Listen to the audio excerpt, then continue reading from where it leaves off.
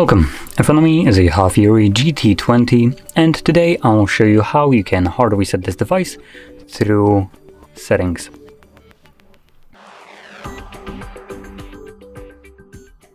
So to get started, open up your settings and then scroll all the way down to System. Click on the Advanced and Reset Options, and in here you want to select Erase All Data Factory Reset. Once you do, it gives you this pop-up right here letting you know that factory resetting removes everything that is listed right here. So if you want to preserve maybe things like your photos, music, some user data, then make a backup copy of it before you begin.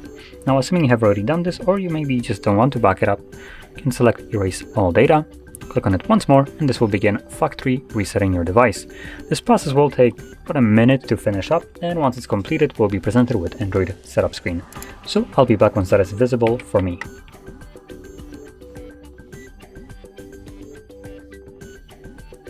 And as you can see, the process is now finished and you can set up your device however you like. So if you found this very helpful, don't forget to hit like, subscribe, and thanks for watching.